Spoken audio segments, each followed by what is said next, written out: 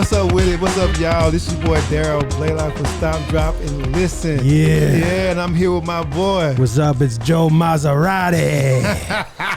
Go Raiders! Go Raiders! Hey, let me tell you something, man. I used to play baseball with Babe Ruth, and he said, "Let me show you. I got a photo on my wallet." Oh, my bad, bro. Here you go. Oh, shit. You used to play baseball with Babe Ruth? Cut that out. You didn't hear you. He used to play baseball with Babe Ruth, Hey, what's up, man? You like my hat? Yeah, man, I like that hat. That was a gift, too, from someone. What's up, y'all? Stop, drop, and listen. I guess they started without my ass. What's good, D? How you doing today? Man, I'm good. Yeah? How you feeling, big Oh, dog? you know me, man. I'm always coming with positive energy and just talk some shit. I know that's kind of like contradicting, but really No, isn't. it's not oxymoron. Because, you know, that's why I get along with you so well and Mark here well.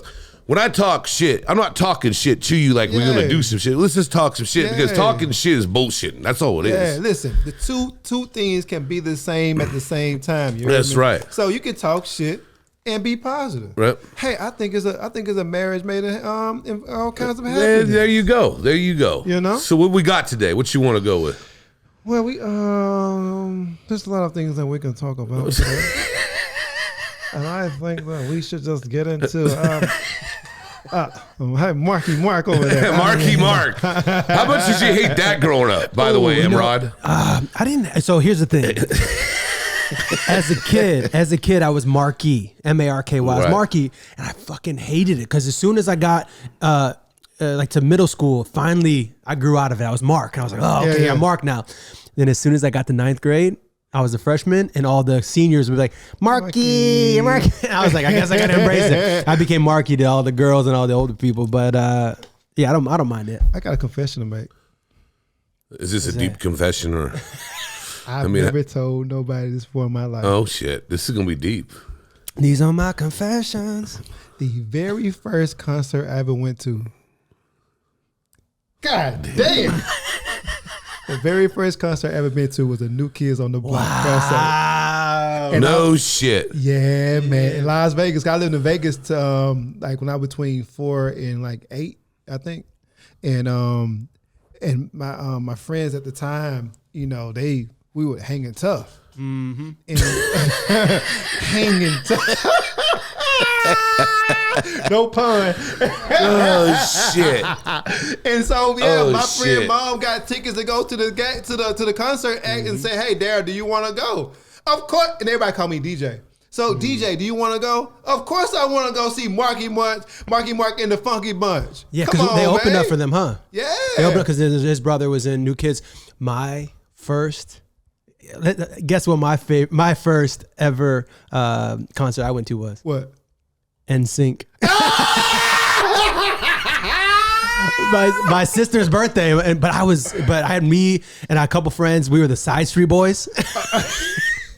We were 8th grade singing on desktops and everything. We were like, you know, what the fellas? NSYNC. Joe, what was yours, huh? I only seen a couple concerts. I seen Who was your very first? You remember who your first was? Bone Thugs and Harmony. Woo, that's a great one. Okay, no, hold on. You see, I just went over the top of both of you because how you gonna do us like that? That's what it was. I haven't been to a lot of concerts. But who was your favorite? Busy Bone. Yeah. I mean, that's when they were hot. I didn't go to no New Kids shit, no NSYNC. I mean, and I'm going to tell you something funny because you just brought this up. And this was recently. We were working at where I work at, and this dude, we really don't like the guy, and he's just one of those kind of like, he's kind of like a douche. He's a fugazi in a way. You know what fugazi is? A fake. Yeah. So all of a sudden he goes to the bartender. He goes, "Hey, do you know anybody that wants NSYNC tickets at the Hollywood Bowl?" And then he goes, "Joe does." And I just start laughing. So what was funny is when somebody usually asks you if you want tickets, they're going to give them to you. Yeah. He wanted $500 a piece for him. He wanted $1,000 from some tickets. This has happened a couple months ago. But the way NSYNC's playing at the Hollywood Bowl. Oh, they were, and he goes, again. If I ask you, "Hey D, you want some tickets?" You expect, and not you don't expect, but I'm going to give them to you. Yeah. He wanted $1,000. You got me messed up. Yeah. Okay. Thank you. You know, $1,000. I mean, get that. Hell no. Nah, I ain't no fucking way I'm paying that much for that concert. Wait, I would have paid more. NSYNC? No, I'm joking. Ain't nothing but a heartbreak. That's Backstreet Boys, but now you see my boy band IQ. God over damn, here. you guys really like them. Well, good for you. I mean, no. No. It's gonna be me. That's the NSYNC. Wait, I don't even think NSYNC was going. I think Backstreet Boys maybe because NSYNC is not playing. This is a whole new show. Right. Moving on. You got that one. Wait. We grew up in TRL time. So we came home from school. We had 106 and Park in TRL. Hey, I ain't mad at each one of you. I just don't know. I know you both don't listen to it now. Oh, no. But hell, hey, we used to listen to everything back then, bro. Yeah. It was on TRL. Yeah, Carson Daly. Come on, man. Yeah, Shoot. yeah. Tell me why. Come on, man. Backstreet Boys are doing it too. Did it again. I wanna know. Wow. Okay, Mark's gonna start singing now for real. I wanna know. I see the baby bust out Aaron Carter in this thing. Come on, man. See, I was a Bruce Springsteen fan growing up too. I love Bruce Springsteen growing up. Man, listen, man. Those are the times, man. But anyway, how we get I know it's all good. No, I started it because I said Marky Mark, and this is how it all goes. I got a segue. Super Bowl performances. Ooh. I'll go. First of all, I started this whole shit. I'm glad the audience knows at least we're not scripted. Okay, we just run with the shit. So be happy. Joe had no idea. This is true stuff from Rosati, and Darryl. And Emrod over here, even though he is still Marky Mark. Bro, I'm going to tell you, one of the best performances was the last one with Dre and them. That shit was fire, bro. Yeah. They were capitalizing on the target demographic being TRL days. Yeah. Really? Yeah, there's been some good ones. I mean, I would always like to see Metallica do some shit, but that would never that wouldn't happen though. But I would love to see that, you know. Be a nice pairing them with somebody like way different too and bringing that together. Because when they're doing these collaborations like Jennifer Lopez, Shakira, like it's very I forget who else was on that year, but it's like they blended it to make sense. Yeah. What if they took opposite sides and have they ever done that? You guys remember? I think they did with they did that. Did Pink do one time? The Pink did one with someone. Yeah, Pink did do something with someone. And yeah, I think it was kind of like collaborative like that. There he goes. He's gonna go up on the screen. We can get all that right now. All right, so this is Rolling Stone. Every Super Bowl halftime show ranked from worst to best. I got Michael Jackson #1. I don't care. Fight me. Heal the world. Right, that was that one. Right? Better place. So, why is number 32 the worst New Kids on the Block? What? There you go. See, 1991. That's why you went to one of those concerts right before, probably. Yo, wait, I think Daryl's in the background. Hold on, let's see. Y'all ain't shit.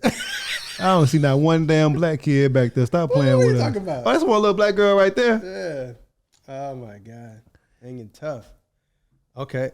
Phil Collins, Christina Aguilera, Enrique Iglesias, Tony Braxton, and Tina Turner, 2000. So they did pull from opposite ways there. Gloria Estefan. Ooh, Gloria killed that. I already know she did. My mom used to love her some Gloria Estefan. Yeah, but Phil Collins has got one of the best songs ever, in my opinion. Oh, yeah. We talked about it last week, or a couple weeks ago. Tony Bennett. That was recent. Tony Bennett. Snoopy Man. Snoopy. What the hell? Yeah, the Blues Brothers. I bet that was fun. I remember. John Goodman. I remember that one. Yeah, I do too. Of course. Wait, if this is worst to best, maybe we should go. Let's slide ahead to who they think was the best of all time. I bet you it's going to be the one. How they have Michael Jackson around 9, 10? Prince was fire. Prince was fire. Yeah, Prince was fire. I'm not arguing with that. YouTube. I didn't like it that much. I wasn't. I thought it was a cool show. It was all right. Beyonce. I remember, Joe, you loved that one. Yeah, I did. Okay, how you not gonna like Beyonce, bro? The Weeknd, that was a couple of years ago. Yeah, exactly. Shania. Sting and No Doubt. That was good. I like Sting. Sting go hard. Yeah, Sting's hard. The Wrestler too. Damn. Oh, that was. Wow, she I was there remember a that. couple times. They brought her back. She was like heavy in the 90s. No Timberlake. Timberlake was. He's a better actor than he is a singer. What? You think so? Hell yeah. No way. Yeah, I do. No. I don't know. Way. I don't know if I can go with that one now. What about Boys to Men? Come on. It was cool. That was my theme song of my prom. Which one? What was the song? Till the end, love to till the end of the road. No, hey, you have to remember, I just look like a soprano. I don't sing like one. If you don't get that reference, you need to check yourself. Wow, this is the infamous one. Yeah, that's the infamous one right there. Yeah, that was. Well, look at that lineup though. Hey, you ever see Chris Rock's bit about what? Remember the wardrobe mishap? The titty yeah, he's like, on a Sunday, people come home for church like a titty on a Sunday. Yeah, now we're getting a little Stephen Wonder, but yeah, Who? There you go. The Who. That was a good one. Wow. That was a good one. 2010, they brought him back. See, because they're capitalizing on who the target demographic is that year. That's interesting. Maroon 5. So hey, that was a good one though. Maroon 5. I mean, Yeah. Adam Levine killed that thing, man. So He's all time great. blues, back to the blues, but yeah, a lot of really great performances. That's like a biggest part of the year, right? Because I forget how much exactly a Super Bowl commercial is. It's like $1 million, right? Millions. I think it might be like 2.2 or something like that. But that's the thing about the Super Bowl performances. They don't get paid for the performance. They get the publicity. Right. So like The Weeknd did his whole thing, but he had his tour set up. So they don't actually make money from it. A lot of them, I think even The Weeknd put money into it to amplify it even more, just to make sure his sales were where they need to be. It's a hell of a marketing tool. I mean, you're going to be in front of how many million people in America, in the world? Come on, man. Yeah, that's the biggest marketing day of for anybody anywhere. So invest in yourself. Exactly. Help me help you. But I do think the best Super Bowl commercial was last year. I loved it. Wow, which one? Fucking with Dre, Eminem. I think he said commercial. No, I think that he said shit was commercial. so fucking. Yeah, that shit was dope. It was cool, but it's not my favorite. No, I loved it. I thought it was consistent. It was like fun. Can I be real? It was fun. I mean, it was cool, but I wasn't Blown away. I'm not even trying to be. I respect the artistry. I respect how creative it was. For me, it was just like it was cool. Yeah. It was fun, but it wasn't Michael Jackson. Yeah, because that's the thing. Yeah, they had Michael Jackson low on that list. I know, right? But I remember that fucking show when he was popped up on this end of the stadium, popped up at this end. And then slowed it all down at the end. I think it brought everybody together. Yeah, it was nice. Hey, who's doing halftime this year? They should know already. Rihanna. Yeah. Anybody that they've said is doing it with her yet? I don't know, but I'm pretty sure Jay-Z probably make an appearance. Maybe Ye. He would have. He would have. He might just. What's their song? They he all might three just have together. show up. That song huge. That was one of my favorite songs. Man, I thought you were a fast ass typer, bro. Run This Town. We gonna run this town tonight. Yeah, that song is. But they might sing it. He just ain't gonna be there. Yeah, exactly. Right. He showed up with all the lights on, everything. Nobody there. Y'all were gonna tell me? Yeah. Oh no. So let's change this a little bit and go in a little deep too. Since we started off, we all love sports in this room. Some of us more than others, maybe. Maybe Mark. Hey, I love sports. I just took a little time off. You got too much shit going on. Yeah. But what tragic deaths that happened to you as people that played sports really touched you? I was too young for land bias, but I remember every year they talk about it. Every year. And I just couldn't imagine being a once in a generation type of player, type of talent, and for him to die, I can only imagine how big that was.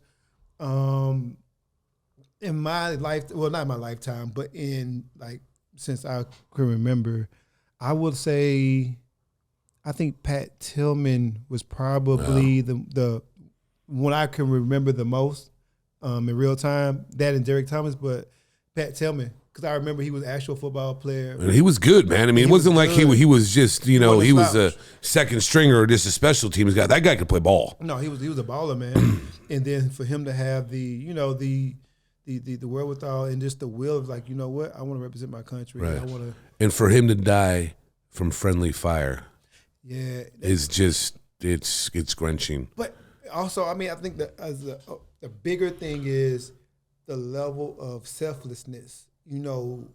To say, hey, how many people work their ass off to get to the NFL, right? And then decide to go serve the country. Like, I mean, I just respect that so much, man. Yeah, because he didn't have to. I do too. Because even in coming from a person that their dad is a veteran and has PTSD and everything else. Yeah, it did hit home a little bit because it was really. I think a lot of people felt that one, And Derek, I remember too. And even being a Raider fan, that guy, bro, was just. I mean, he had 7 sacks in one game against Seattle. He was just a baller, and for him to die his way in a tragic car accident it was heart-wrenching. And then if you look back in time where these events didn't happen when I could comprehend, but Roberto Clemente, Thurman Thomas, Payne Stewart, and I was around Payne because I played a little golf, but all these plane accidents had happened, and then if you could really get deep and down to it, the whole Marshall tragedy. Yeah, think about, the whole team. The whole team, man. Then we can't even forget Kobe. Yeah, right, because that's so fresh and new. When that happened, I was working, and I remember because where I live in Sherman Oaks, there's always a lot of wind right there when you walk around Sepulveda, Ventura, and it was kind of a weird day. And then when I got and we heard about it, I saw smoke. You could see smoke, and then to find out what was going on, it was just unbelievable, bro. It was so sad, man. I was just at home, and then you see I think I got an alert on my phone. No. Somebody texted me, then I think it was on the news maybe. There was a crash, and then remember it was a little information kept coming out. There was a crash. It's alleged that maybe it's a NBA star. Then they said, well, Kobe's in the crash. And then family. Yeah, it was just so many different, and we couldn't believe it. Then Baller Alert and all these different the sites would just make their little comments. Well, I'm like, no, okay, let's wait and see. Well, there was so many rumors going on. But then CNN came out with it, and I was just like. Yep. No. Then me and my friends, it's almost like, remember, it's like one of those things that happened in time, like when September 11 happened. Yep, it's the same thing. Yeah. Where were you, man? Where were you when it happened? And there was so many rumors. Rick Fox was on the plane. They said on that helicopter. I don't even know how that started. You had people come in and they were emotional about it. And I still, not to get off of Kobe for a minute, but when Michael Jackson passed, I worked at Buca at that time. Yeah, you were there. And then Michael Jackson's family house was right down the street from the Buca. Oh, damn. And there were so many people coming in and they were devastated. And it's always been amazing to me about how people react when celebrities die or sports figures or musicians, whatever, that they've never met them, but they were so and captured by them and how much they were important to their life, even though they never had a real human experience with them. They had a human experience, I guess, from their music or from what they did on the court or the field. And it just always just crushed me to see that way. And it's a negative and a positive because, I think some people, some people care about that stuff more than their own families or what goes on in there, Yeah. And it's crazy. I never understood it, especially moving to California, then, a lot of people tend to be more obsessed than others, but. Yeah, they are. Because I'll tell you what, when Bernie Mac passed away, I was, I'm a big Bernie fan. I've grown, at that time, I have grown to become one, right. Especially after the show. I knew, he was funny throughout the years. I knew he was funny. He was a big dog, but between that show and Kings of Comedy, I just started. I saw them totally different, man. I think it's something to do with a lot of people use these things as escapism. So if you're watching something, they're like the people they lean on because maybe things aren't great at home or maybe they're not happy right now, but they can, even with Kobe now, his motivational stuff that maybe we didn't see back in the day, but now all this stuff, all of his interviews are cut up. We post a lot of his stuff at Mastermynd because it's so impactful and just the legacy. Right, and if you watch that documentary on Redeem Team. Yeah. And did you see that on Netflix? Dude, the way they talked about Kobe was a guard. Dude, he was so ahead of everybody. I loved it when they talked about they went out one night and he knocking on everybody's door at 5 a.m. Let's go. I went out with you guys. Now you got to go do what I do. Yeah. And that's the thing, man. I just, not to change the subject, but giving people their flowers while they're here, right? Yeah. We don't necessarily understand how great, how impactful the people are until they actually leave. And I would like to argue that if you with someone who's cool, you've got people that's in your corner that's dope, that's elite or just inspirational or whatever the case may be, just give people their flowers because I hate to see that the whole world comes out to remember this person, but nobody he never got to hear none of this stuff. No, exactly. I agree with you on that. Yeah, it's just, I know it's human nature, and it's always easier to do after death. Right. But I just wish that we would just have, like, we just take a moment to be like, you see somebody being great. Acknowledge it. Acknowledge them and let them know. That's it. You know, and that goes to our circle of friends or whoever we have. You know, there's something that came out recently, and I talked about this whole, Christopher Walken clip I saw. And it's so true, man. Like, you connect with certain people and you have your circle and you have to let them know how you feel and what you are to them.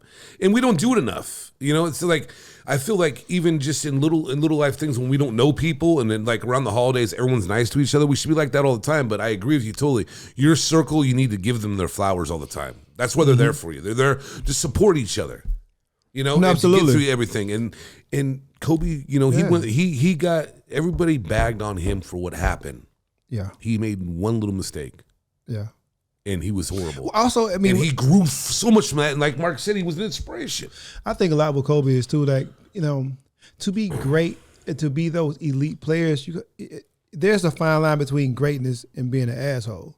And I think that you have to be like those people that's maniacally obsessed with what they do and to be able to compete at that insane high level that you're not going to be, you can't have everything. That's why Michael Jordan the same way. Tom Brady the same way. Kobe, like, I'm not gonna be a people person all the time. Like, no. Let him see. That's what I get mad about when you say that. When they put these mics in front of these players during the game or the coaches, let them play. Yeah. Just like what happened to Devontae Adams and KC. That cameraman needed to be in. He just got off the field. He's hot. Yeah.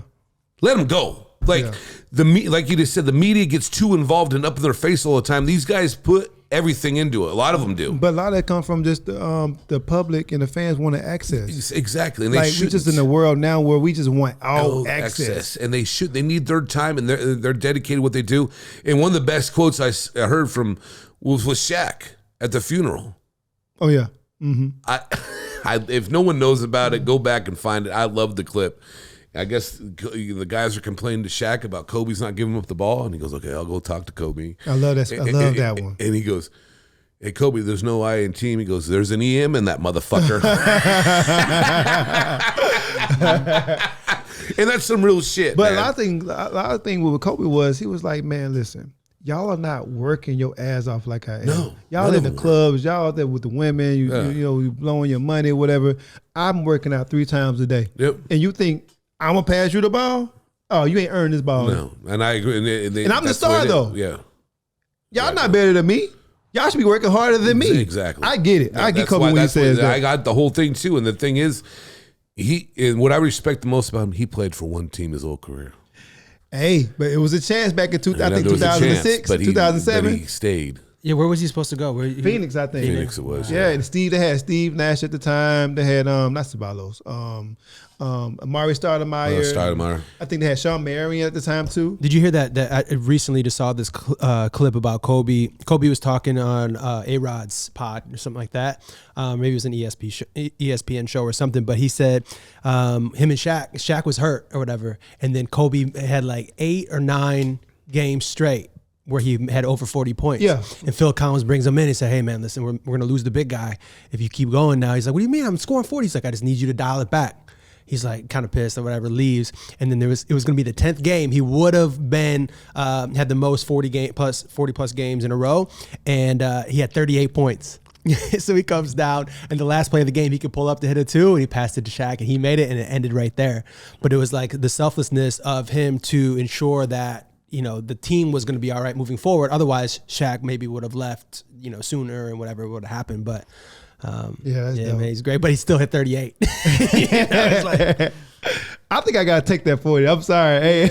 Right? I gotta get that record down. One more. I mean, and just talking about who he is, and he did that. That's amazing. You know what I'm saying? Yeah, no, that's selfless. But also, it's funny we're talking about that now because you remember, I think was it last summer or summer before last when Magic and Isaiah Thomas sat down. Right. They had their conversation because they were best friends and they didn't talk for almost like 2 decades and they squashed their beef. And I saw a clip with Charles Barkley was on Taylor. I can't remember her last name, but she's a pretty black woman who has her own little podcast. And Chuck was on her podcast, and she brought up his feud with Michael Jordan. Cause Right. they were best friends, and and Chuck had critiqued Michael Jordan how he need better people around him because your team sucked pretty much. And she was like, "Was there anything what you want to say?" Like, yeah, you like, I meant everything I said, but he's pretty much saying I want my best friend back. Like, yeah, we'll squash it, but I would love to see Michael Jordan and Chuck squash that beef because it's just like you had two of the greatest players in their time. Like MJ was MJ, but Chuck was a beast. No, of course, he was a beast. Yeah, It's so crazy that was him back then, and now knowing who he is now. Yeah, with his personality and everything. Ain't that crazy, man? By far, that is my favorite show to watch is TNT. It is best. Hold up, did you see Kenny push Shaq last night? I'll just watch on YouTube the best clips from that show. It's amazing. I have so much fun watching it. Man, look at that, man. But you know what's funny too? I mean, think about Jordan and Pippen, about their relationship. Jordan's son is dating his ex-wife now. I mean, how does that? I mean, hold on. If that happened to you, I beat that little boy ass. Hey, on GP though, like, but so wait, I know that Jordan and Pippen ain't close to the now. No. But even at some point they were, right? I mean, they had to have been. They had to have been. Well, based on the whole thing with him leaving and that, I think he kind of got a little salty toward the end. So when he left and came back? No, the whole thing was based on what's the Netflix Jordan piece? Oh, the Last Dance, and seeing how that all ended, and I think based on how eventually everything got split up, maybe something that had to do with it. All I know is I can't sit there and say like they're trying to say, well, he's the babysit, well, she's the babysit Michael Jordan's son. Yeah. I mean, I'm pretty sure they babysit him, but no, I don't either, and it's not like it's a huge gap. Is it a cold? Like I know bros is cold, but with your kids, is it cold? Like, hey, you can't be. Hey, don't fuck my best friend, mama now. Like, what? I mean, you might be able to crack the code. Inside joke with me and Joe. No pun. Yo, I don't know if there is a code on that. Is it a code? Like, I don't know. Can you fuck? I just think it's so weird. I don't get it. I don't get it either. I just don't get it. And no disrespect to her. I mean, she's or him or whatever. So who is it again? It's Jordan's son. Jordan, is who's it? Larsa Pippen or something like that? Yeah, dating his ex-wife. Yeah. So hey, Summer, who I used to date, Summer, her old apartment in not Silver Lake, Los Feliz or whatever, and we're at her place walking down. And there was this fine ass girl that lived downstairs. And one day we're walking out, and there's like a Maserati out front, which is funny. I called you Joe Maserati at the beginning. There you go. But I know a girl named with a last name similar to Maserati. I hope she don't see this. She get excited and shit. Go ahead. No, so I'm walking down, and I look over, and the girl's walking out of her apartment, and then here comes Scottie Pippen. I was like, wait a second. They walk out into the Maserati out, this parked on the street or whatever. I was like, yeah, we used to see him there all the time after that. Wow, that's fucking crazy. So funny. That's crazy. It is crazy. Yo, what's up, Scotty? Who's the biggest sports star you ever met in person? Like shook their hand? Probably Steve McNair. That's a good one. Steve McNair. And we missed that on our tragedy. That was that. I think Steve McNair. Yeah, we missed that when we just talked about McNair when he passed. Dude, that was just crazy. That was cataclysmic. That was so sad to me. I had such a respect for him. Let me tell you. And I know your roots you got with that university and everything else. So growing up, we would go to Alcorn State games, and this one was the heyday of Steve McNair being, well, he was becoming the legend, And so, like, it would be so crazy watching him and being in Alcorn and watching these games. But he's not too far from me. I think he's from Mount Olive, not too far from where I'm from. And so, but in the summers, he would put on for Juneteenth, he would like sponsor the kids, right. The softball teams, the food, right. He gave back to the community all the time, right? And I saw him 4 days before he passed. I was at the Fox Hill Mall, crazy, man. And he died 4 days before MJ, Michael Jackson. Yeah, and I remember being in the mall, and I'm like, I said, Steve. He was like, oh, what's up, man? How you been? I'm like, what you doing out here right now? He's like, I got to do some press, because I think they was gearing up for the season to start. Right. And he had to do some press, whatever, and he had to go back to for training camp or whatever. But it was just weird. I was just like, all right, cool, man. Well, good seeing you, man. It's been a minute. All right, yeah, stay up, whatever. And 4 days later, man.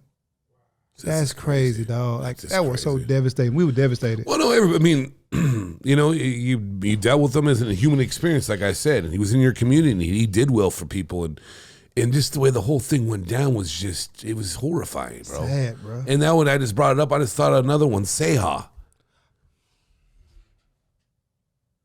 That hurt. Seha, dude. I heard dude, what a journeyman. What a journeyman. And I have someone that I grew up with, Kasim Osgood. He played for the Chargers. He's from Salinas. Okay. And I have some friends that are really close to him. I've talked to him a couple times here and there, and he's a great dude. And like, that Seha thing just opened up the world to everything. That was just horrible, because he was man. Junior say Yeah, dude, that dude was just, he got his restaurant, everything. It's just so sad, So sad. I mean, it's crazy. I used to play in the flag football league, so we used to play with Mitch Richmond. See, I met him at one of the local spots Where over in my hood, dude. He was so cool. Mitch is cool as fuck. Yeah. Like we used to, Mitch, dang, it's like we used to play in the Run flag. TMC. Yeah, we used to play with, I met Tim Hardaway. I can't remember. I mean, I've been living a little long now these days. Wait till you hit 40, brother. Right. I think I met Michael Vick one time in Atlanta. My homeboy used to play, was fullback for Atlanta. Oh, really? Mm-hmm. And after Katrina, I moved to Atlanta, like 5 days after. I met Magic Johnson. I met Magic a couple times. He's a cool dude. I think I met James Worthy too. I met John Stockton once. That was cool. Eric Davis, I had a good interaction with one time. Eric Davis? Yeah. Corner? No, Eric Davis, a baseball player. Oh, word? Oh, that shit was fun. He was so it was so funny. I was working, and I had a few regulars in there, and Eric started talking shit about the Raiders and their scouting department. I said something else, and we kind of were bantering back and forth. And my buddy goes, because I still talk to him all the time, Jamie, I talk to him all the time, and he goes, you know who that is? He goes, that's Eric Davis. Like, are you saying that's Eric the Red? So he came back. I came around the bar, and I sat there, and I just said, I'm sorry. I did this whole stance. Because Eric the Red probably had the most gangsterous stance ever, man. And then he started telling stories, and he was a really cool dude, man. Like, it was fun to meet him. I met Terrell Davis before, too, which was weird. Okay. Yeah, I mean, I never go up there and kiss their ass. I just go up there and just be cool. Hey, man, it's a pleasure meeting you. That's how I meet everybody. Like, I met Craig Hodges and BJ Armstrong the same way. I mean, it's really just being passing and whatever, man. It's just be love. Like, I don't ever be like, oh my God, I cannot believe it. I don't want no autograph or a picture. I just want to shake your hand. I don't do all that. You remember when I waited on Charlie Weiss when he was at Notre Dame? Yes, I do. He came he was there Buka. for a recruiting trip. Yeah, which that was crazy to cool. see him. Because he had his ring on. Okay. I met Coach O. Yeah, Coach Ogeron, and see, I would like to do that, dude. I'd like to meet him. Coach O funny as fuck. I know he is. And I met him. Actually, I was flying home from Mardi Gras, and he was flying out to, I guess, go. He had a recruiting trip, and his wife was with him. And and like 8, 9 in the morning, randomly, and Coach O, a lot of people, man. I can't even think how. No, there's a lot of other ones I'm missing too that I just had good conversations with them. I mean, actually, dude, Lamar Odom. Oh, that was good. Yeah, that was good. Dude. So this establishment's not there anymore, but it was called Mad Bulls, and I'm coming in on a Tuesday, right? And they and I sit down and they go, "You have to move." I go, "What do you mean I have to move?" Well, someone's coming in. The whole bar's. I go, "I'm not going in here. I know these people." Fucking, they were waiting on Lamar, and the fucking security was by me the whole time. I'm like, "Dude, you need to get off me." And I said something. He's like, "You a Raider fan, huh?" Yeah, he talked about how he met Al, and then we just started rapping for 30 minutes. He bought me a drink. We're just sitting there chilling. That dude is so cool, and he got all that bad press. I was pissed off because every time I saw him, "What's up, man?" He was always, and then like bartenders. Yeah, he was there a lot, wasn't he? Yeah, and then one of the bartenders I'm close with to this day, she goes, "Yeah, he really likes you," like. Because I was just cool to him, because then I had the Jordan suit on, and he was like, and he knew I was Italian, and where he grew up at, and he was just a cool ass dude, man. And it just, when these people badmouth the media, like, if you haven't had a conversation, they're just good people. They're just regular people. They're just doing their thing, and they just get caught up in everything. Only difference is their life is on Front Street, and ours is just and I don't want to see Back Street because you just brought up In Sync, so. Tell me why. So it's interesting when you meet them because they're some really good people, man. Yeah, man. I've had my course, man. It's fun. I'm missing some people. Well, we're all missing someone. We'll come up for another day. I've had like a couple flights, like Terrell Owens recently. Okay. Like I met Terrell Owens. Yeah, I remember having. Yeah, he's He's in Calabasas. Yeah, I think, yeah, man. right. He's out here. I remember one time I was having, it was like a last minute, like I had to jump on a call for like a pitch for a film, and I'm in LAX, and I'm just like, I'm in it, and I look up, there's Steve Nash, just like over there stretching and shit. I'm like, God damn, he looks like a fucking athlete, bro. He's just an athlete. Well, when John Stockton came in, I met him. I couldn't believe how small that dude was. How tall was he? 5'11"? Just like 6'1", maybe 5'11". I think he's got to be under 6, right? Who? Stockton. I think he was listed at 6'1", but I think he was closer to 5'11". Like he looks because Jeff small. Hornacek was a legit 6'4", and you could tell it was a disparaging height. Yeah, I mean, I remember when Tommy weighed in on Shaq. Oh yeah, I met Shaq. Yeah, he's listed at 6'1". My homeboy trained. We used to train. See, dude, I would love it. And see, if I could sit down, and it's funny, even being a huge football fan and basketball, something I don't want to sport, I would love to have a drink with either Shaq or Barkley, or even Kenny Smith, but all three of them. Because Barkley is just a Barkley ain't shit. He funny as fuck. It's terrible. It's terrible. Terrible. Shaq. I can't. Dude, when Shaq does that whole chip routine, that shit was fucking kills me. Yeah. All right, so let's go ahead and sign this off. Darryl, what you got? Man, I'm just excited to watch these games. Yeah, Christmas gonna be lit this year. Yeah, it looks like it is, man. I mean, usually the NFL doesn't have them. They got 3 games on Christmas Day, and then they got the full on Christmas Eve. We got Packers Dolphins on Christmas Day. We got Broncos Rams and Buccaneers Cards. I think there's gonna be a lot of playoff potential games. Yes. I mean, there, all these ones. That weekend look like it's gonna be lit. You got Raiders, Steelers, Bills, Bears, Saints, Browns. Mm-hmm. Well, I'm just gonna be cooking and watching all these games on Christmas Eve. Yeah, they all started the right time. And then, what you got on basketball? For 2022 NBA Christmas Day schedule, we got 5 games lined up. Let's see who you guys think, see how well you guys do. We got at 12 p.m. noon, probably Eastern time, we have the 76ers at the Knicks on ESPN. Sixers. Okay. 2:30 p.m.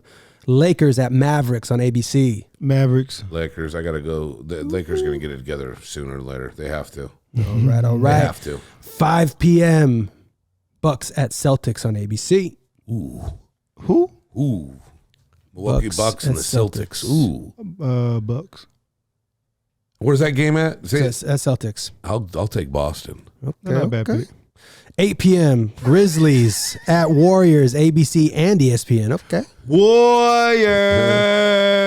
Come out and play. You guys both taking Warriors on that? Yeah, but I don't know if anybody gonna get that reference we did. They should. All right, and the final game at 10:30 p.m. Suns at Nuggets on ESPN. Suns.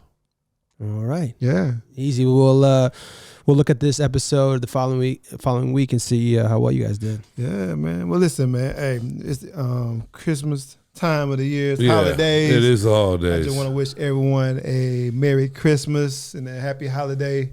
Hope everyone eat their behinds off and enjoy all the time with their family. Exactly. And I wish everyone a Merry Christmas and Happy Holidays as well. And just remember what that day is about. So everybody should be nice to everybody every day, but that day, just be nice to everyone. It's not a hard thing to do. Send me something, you know what I'm saying? Just slide my DM and I'm with you too. I'll give you my address. Yeah. DM me at Rizot and the Hizot. And where they DMing you at? Darryl Blalock Jr. on Instagram, homie.